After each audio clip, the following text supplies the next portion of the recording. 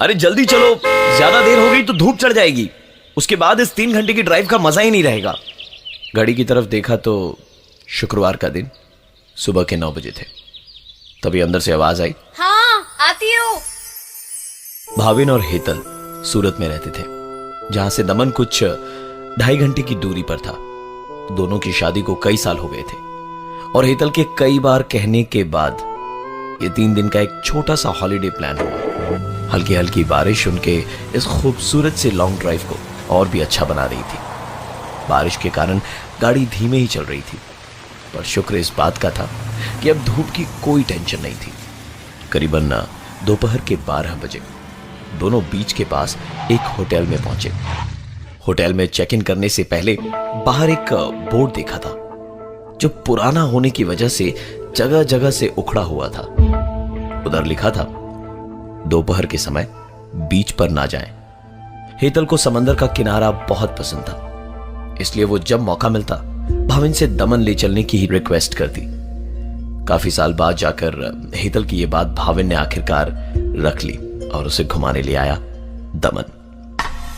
हेतल ने दोपहर के समय ही भाविन से बीच पर चलने की जिद करी और उसकी इस जिद के सामने भाविन की एक न चली।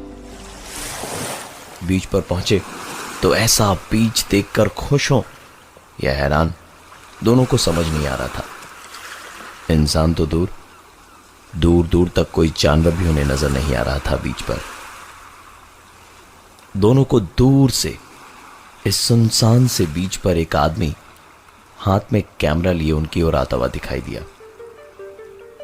ये उन कैमरामैन में से एक है जो अक्सर आपको बीच पर दिखाई देते हैं। दोनों ने उससे अपनी बहुत सारी फोटोज खिंचवाई और कहा कि उन्हें इन फोटोग्राफ्स के प्रिंट नहीं चाहिए, वो उसकी मेमोरी कार्ड से फोटो लैपटॉप में कॉपी कर लेंगे तो वो उनकी होटल आकर उन्हें मेमोरी कार्ड दे दे। फोटोग्राफर को अपने होटल का नाम बताकर दोनों बीच पर कुछ समय बिताकर होटल चले गए, जिधर रिसेप्शन का स्टाफ हेतल को बड़ी गंदी नजरों से देख रहा था, जिसे लेकर एक बहस छिड़ी और भाविन और हेतल ने वो होटल छोड़ दिया। जैसे ही वो होटल से बाहर निकले, उन्हें वो फोटोग्राफर मिला जो उन्हें दूसरे होटल तक ले गया। दूसरे होटल में चेक इन करके भाविन अपने कमरे में मेमोरी कार्ड से फोटोज कॉपी कर ही रहा था और कैमरामैन लॉबी में उसका इंतजार, कि तभी फोटोग्राफ्स को देखकर भाविन को बहुत जोर का झटका लगा और वो सीधा नीचे दौड़ता हुआ कैमरामैन की तरफ पहुंचा, पर कैमरामैन वहां था ही नहीं। फोटोज उन्होंने बीच पर खिंचवाए थे, पर मेमोरी कार्ड में फोटोज उनके घर से लेकर अभेद तक की सारी थी।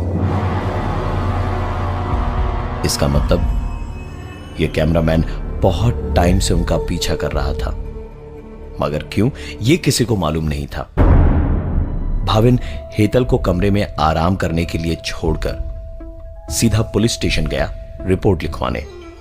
भाविन की बात सुनकर पुलिस उसके साथ बीच पर गई, जो बीच थोड़ी देर पहले सुनसान था। वो शाम होने की वजह से अब खचाखच भरा पड़ा था। फोटोग्राफर्स वहां इतने थे कि किसी एक को खोजना रेत में सुई ढूंढने के बराबर था। काफी देर पहुंचा तो रिसेप्शन पर स्टाफ ने कहा, सर कोई आपसे मिलने आया था पर आप रूम में नहीं थे, इसलिए ये मेमोरी कार्ड मैंने रख ली, ये उसे नहीं दी है। इस वक्त उसके दिमाग में सिर्फ एक ही सवाल उठ रहा था कि अब इस मेमोरी कार्ड में क्या होगा। मेमोरी कार्ड लैपटॉप में लगाने से जो तस्वीरें दिखी, वो देख उसे यकीन नहीं हो रहा था कि वो क्या देख रहा है। ये सारी तस्वीरें थी भाविन की होटल से निकलकर पुलिस स्टेशन तक जाने की, वहां से बीच तक जाने की, फिर वहां से होटल आने की और रिसेप्शन पर होटल के स्टाफ से मेमोरी कार्ड लेने की। और आखिरी तस्वीर थी वो जहां वो अपने लैपटॉप पर इन सारी तस्वीरों को देख रहा था। इसका मतलब साफ था कि फोटोग्राफ्स इस फोटोग्राफर ने तो नहीं खींची थी। इस मेमोरी कार्ड के जब एक्स्ट्रा फोल्डर को भाविन ने खोला तो उसमें जो तस्वीरें थीं उनमें भाविन और हेतल झगड़ रहे थे। एक तस्वीर में हेतल का बदन नीला पड़ गया था और वो जमीन पर पड़ी थी, और एक आखिरी तस्वीर में भाविन अकेले गाड़ी ड्राइव करके कहीं जा रहा था।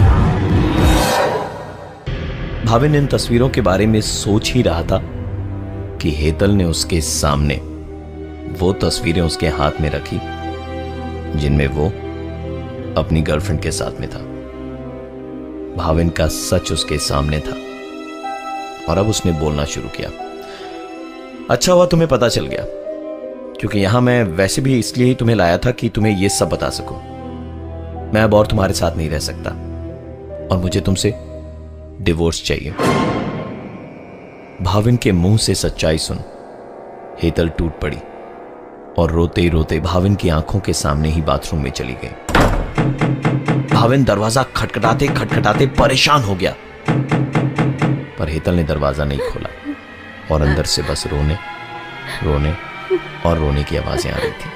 तंग आकर भाविन चिल्लाया, मरो यहीं पे, जा रहा हूं मैं, देखता हूं कैसे आओगी शहर अकेले। कमरे का दरवाजा जोर से बंद करते हुए भाविन अपना सामान लेकर अकेले ही निकल पड़ा। आधे रास्ते जाने के बाद उसे ध्यान आया कि एक तस्वीर तो ऐसी भी थी जहां वो इसी तरह अकेले गाड़ी चलाते हुए लौट रहा था। तस्वीरों के बारे में सोचते सोचते वो कब घर के पास पहुंचा उसे पता ही नहीं चला। घर के सामने बहुत भीड़ लगी थी और भीड़ में न सिर्फ पड़ोसी थे बल्कि पुलिस भी थी। भाविन भागता दौड़ता घर के अंदर घुसा तो पता चला कि उसकी बीवी ने सुसाइड कर लिया है। लाश घर के बाथरूम में मिली। बीवी की सुसाइड की खबर भाविन के लिए एक बहुत बड़ा झटका था, लेकिन एक सवाल जो उसे मन ही मन खाए जा रहा था वो ये कि उसकी बीवी उससे पहले यहां कैसे पहुंची। भाविन शॉक की वजह से चुप था और कुछ बोल नहीं पा रहा था। पुलिस ने हेतल का सुसाइड नोट पढ़ना शुरू किया जिसमें उसने लिखा था, मुझे मेरे पति के अफेयर के बारे में पता है। वो मुझे दमन इसलिए ही ले जा रहे हैं ताकि वहां होने वाले हंगामे का किसी को पता न चले और वो मुझे डिवोर्स के लिए मना सके। मैं उन्हें डिवोर्स नहीं दे सकती, इसलिए अपनी जिंदगी खत्म कर रही हूं। वो भी खुश और मैं भी। सुसाइड नोट की आखिरी लाइन थी, भाविन अब मैं सिर्फ तस्वीरों में ही तुम्हें दिखाई दूंगी। पोस्टमार्टम रिपोर्ट में पता चला कि हेतल की मौत शुक्रवार के दिन सुबह 8 बजे हुई थी।